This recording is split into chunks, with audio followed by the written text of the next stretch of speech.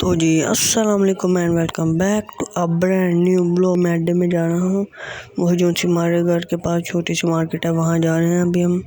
तो जी अब कड़क धूप लगी और रोज़ा भी बहुत लग रहा मुझे।